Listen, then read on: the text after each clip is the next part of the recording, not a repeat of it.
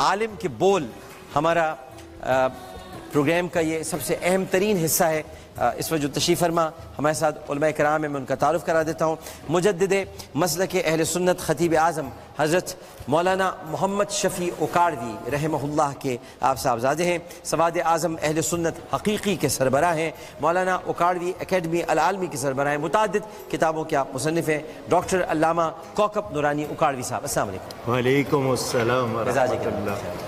Doctor صاحب، آپ کو اور آپ کے ذریعے سب کو ماہ رمضان کی مبارک۔ بہت بہت شکریہ جی۔ اور آپ کا یہ نیا چینل جس میں آپ ہیں، مجھے لگتا ہے کہ آپ نے اب پرانی، حالانکہ آپ ہی پائنیئر ہیں رمضان ٹرانسمیشن کے، ایک ٹرینڈ آپ نے ڈالا تھا جس پر ہمیں کچھ شکایات تھیں، اب آپ ٹرینڈ بدل رہے ہیں۔ امید ہے کہ آپ رمضان کے تقدس میں بھی پائنیئر کے اعزاز کو پائیں گے اور دوسروں کو اس کا ادب بھی سکھائیں گے۔ بہت شکریہ، بڑی نہایت۔ یہ کہ یہ نماز تراویح کے حوالے سے کہ اگر کوئی بندہ نماز تراویح نہ پڑھ سکے تو اس سے روزہ ہوتا ہے یا نہیں ہوتا، اور اس کے بارے میں اور بھی تھوڑی رہنمائی فرما دیں ہماری۔ کوکب صاحب۔ بسم اللہ والحمد للہ والصلاة والسلام علی رسول اللہ۔ آپ نے جو بات کی ہے اس میں دو پہلو، اگر ایک ہے کہ ہمیشہ نہیں پڑھتا، ایک یہ کہ کبھی چھوٹ گئی، مثلا 30 دنوں میں ایک دن یا 2 دن چھوٹ گئی، اس کا حکم اور، لیکن پڑھتا ہی نہیں اور اس کو ہلکا سمجھتا ہے تو سخت گناہ گار ہے۔ یہ ہر روزے کے ساتھ ہے، مرد کے لیے بھی عورت کے لیے بھی، دونوں کو پڑھنی چاہیے۔ نہیں اگر پڑھے گا روزہ تو ہو جائے گا، لیکن وہ روزہ جس میں قوت نہیں ہوگی اور جس کا ثواب زیادہ نہیں ہوگا۔ ٹھیک ہے، آپ نے کچھ کہنا ہے اس میں؟ نہیں، صحیح ہے۔ جمع کا لفظ ہے جی۔ تراویح، اس کا واحد کیا ہے؟ ترویحہ۔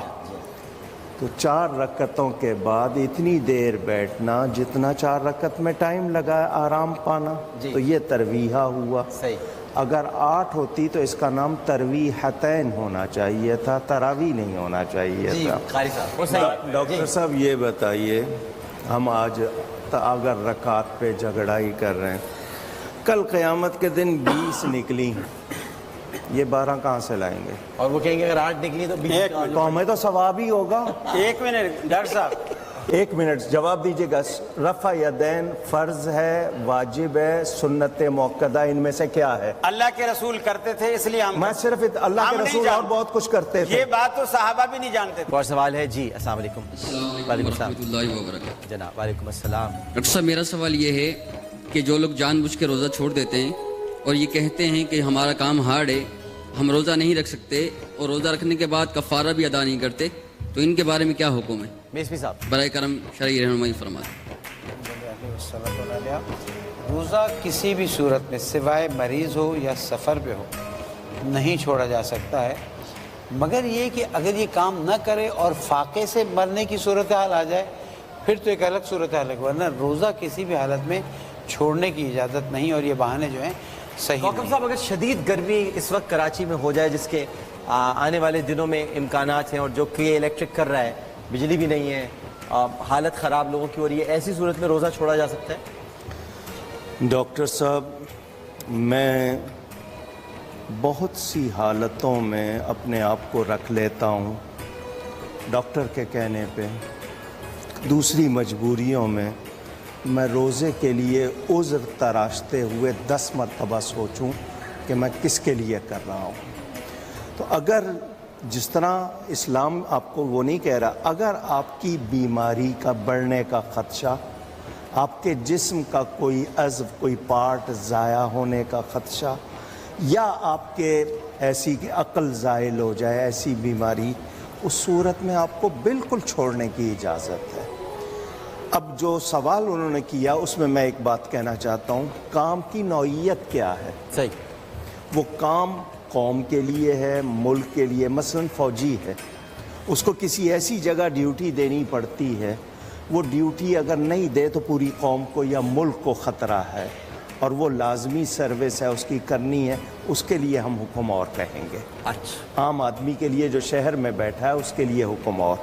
اگر ایسی نوبت آ جاتی ہے بجلی بند ہو گئی ہے, لوگوں کے پاس سہولت نہیں, بلک رہے ہیں, جان کا خطرہ ہے یا بیماری کا, اس صورت میں وہ اگر روزہ چھوڑتے ہیں تو ان پر کفارہ نہیں ہوگا, قضا ہوگا. اچھا ٹھیک, جی جی وعلیکم السلام.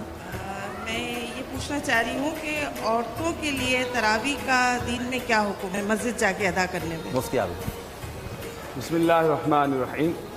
تراویح جو کہ سنت ہے, نبی کریم صلی اللہ تعالی علیہ وسلم نے پڑھی ہے, صحابہ کرام نے پڑھی ہے, صحابیات نے بھی پڑھی ہے, اور جو کام نبی کریم صلی اللہ علیہ وسلم نے کیا ہے وہ مردوں اور خواتین دونوں کے لیے کرنا, بالخصوص جو آپ نے تراویح کا سوال پوچھا, اس میں دونوں کو یکساں ثواب ملے گا, دونوں کے لیے سنت ہے, دونوں کو پڑھنی چاہیے. ہاں خواتین اس نماز کو اپنے گھر میں پڑھیں اور مردوں کو چاہیے اگر مسجد میں انتظام ہے باپردہ اور جاتے آتے خطرہ بھی نہیں ہے, کوئی عورت کو تحفظ ہے یا اس کے ساتھ مرد ہے, قرآن شریف سننے کی نیت سے جا رہی ہے, اور یہ بھی کہ گھر میں شاید سستی کر لوں, وہاں سب کے ساتھ مل کے پڑھ لوں, تو وہ جائے. میں تائید کروں گا حضرت. نہیں آپ تو ویسے بھی, آپ کیا تو ویسے بھی خواتین نماز پڑھنے جاتی ہیں نا.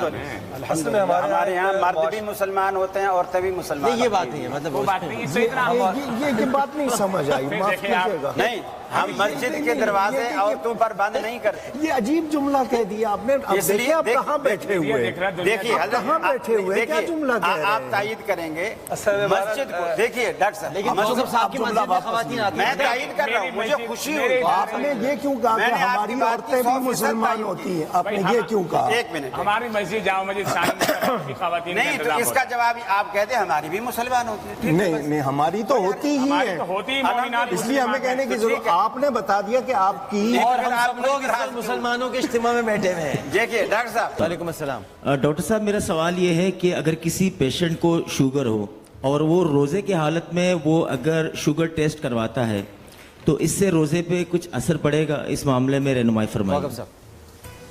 میرے بھائی, اگر بلڈ ٹیسٹ کرانا ہے, خون ٹیسٹ کرانا ہے, تھوک ٹیسٹ کرانی ہے, سی ٹی اسکین ہے, ایم آر آئی ہے, آپ کے جسم سے کچھ نکل رہا ہے, روزہ نہیں ٹوٹتا. کچھ ڈالنا ہے جسم میں, اس میں اختلاف ہے, انجیکشن, ڈرپ, ان چیزوں پر. نکلنے پر نہیں ہے. آپ کو خون, آپ اس حالت میں جہاد کر رہے, خون نکلا ہے تب بھی روزہ نہیں ٹوٹے گا. تو نکلنے میں آپ خون ٹیسٹ کروا رہے ہیں, کچھ حرج نہیں ہے, لیکن اپنے آپ کو ایسی مشکل میں نہ ڈالیں کہ آپ کو روزے میں کمزوری ہو اور روزہ پورا نہ کر سکیں. مکتبہ اہل بیت میں یہاں ایک چیز بالکل اسی طرح سے ہے, یہاں ایک چیز ایڈ کرتا چلوں کہ ایک سوال ہوا تھا ایک جگہ پر, یہاں پہ اس کو پیش کر دوں کہ اگر کسی نے روزہ رکھا اور شام تک شوگر بالکل ڈاؤن ہو گئی تو کیا یہ روزہ پورا کرے گا یا نہیں؟ نہیں. اگر بیمار ہونے کا ڈر ہے یا بیماری بڑھنے کا ڈر ہے یا معالجے میں تاخیر کا ڈر ہے یا شوگر کی وجہ سے ایک بڑی مشکل میں اس کو روزہ اسی وقت کھول لینا چاہیے. جیسے کہ علامہ قوت صاحب نے فرمایا تھا کہ اگر بہت شدید گرمی ہے اور امکان ہے کہ وہ انسان بہت زیادہ بیمار ہو جائے تو وہ وہاں پر بھی روزہ کھول سکتا ہے, لیکن اس کی قضا ہوگی, بس قضا ہوگی. یہ جو ذہن میں آ گیا ہے کہ ہمارے یہاں کسی طرح سے کہ ظہر کے بعد کسی طرح سے روزہ توڑیں گے تو گناہ ہو جائے گا, ایسا نہیں ہے.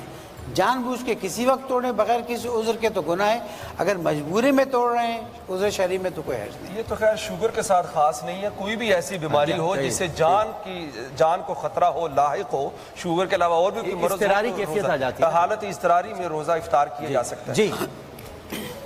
جی سوال کر لیجئے. جی السلام علیکم ڈاکٹر وعلیکم السلام. وعلیکم السلام. جی ڈاکٹر صاحب, یہ رمضان کے مہینے میں قرآن شریف جو مکمل کر رہا ہوں تھوڑا رہ جاتا ہے تو اسی مہینے میں سے مکمل کریں یا بعد میں مطلب پڑھ سکتے ہیں؟ تاریخ الرحمان جاوید صاحب. سوال نہیں. قرآن کریم رمضان میں پڑھا کسی نے, پورا اس کی تلاوت مکمل نہیں کر سکا تو وہ اسی مہینے میں مکمل کرنی ہے یا بعد میں بھی کر سکتا ہے؟ یہ سوال دہرایا, میرا نہیں. ایسی کوئی شرط نہیں کہ بھئی اسی مہینے میں مکمل کرے. اگر کرتا ہے تو رمضان میں مکمل کرنے کا یہ فائدہ ہے, اس میں ثواب اجر بڑھ رہا ہوتا ہے. اگر باقی مہینے میں کرے گا بالکل ختم ہوگا, لیکن وہ جو رمضان میں اجر ملنا تھا اس سے کم ہو جائے. ٹھیک ہے. جی वालेकुम अस्सलाम। मैंने ये पूछना था कि उम्रे पे जब हम यहाँ से जाते हैं तब उसके अंदर पूरा बाकायदा पैकेज होता है कि इतने दिन मक्का में और इतने दिन मदीना में। मदीने की इसके अंदर क्या फजीलत है, मैं भी पूछना चाह रहा हूँ। वाकफ साहब, आपने मदीना मुनव्वरा के क़याम की फजीलत या मदीना मुनव्वरा की फजीलत पूछी है?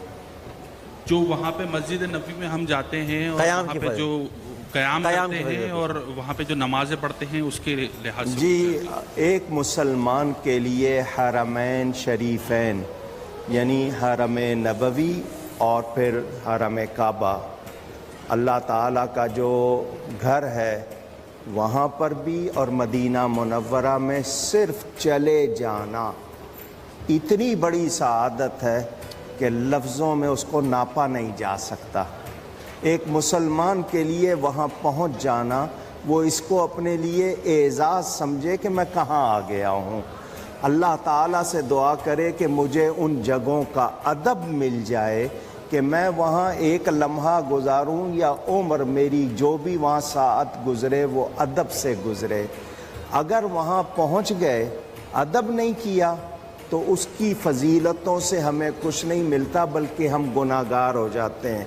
आपको एक डराने वाली बात बता दूं, हज़रत अब्दुल्ला इब्ने अब्बास रदी अल्लाह ताला अन्हुमा मक्का मुकर्रमा की रिहाइश छोड़कर ताइफ चले गए थे। सहाबी रसूल है कि मक्का मुकर्रमा में अगर नेकी का सवाब ज़्यादा है तो गुनाह पे पकड़ भी उतनी है। तो हमें उन जगहों पे जाकर अदब करना है। हम किस जगह आ गए हैं तो अल्लाह ताला कबूल फरमाए और अदब की तौफीक दे। जी जी, अस्सलाम वालेकुम आमिर भाई। वालेकुम सबको रमज़ान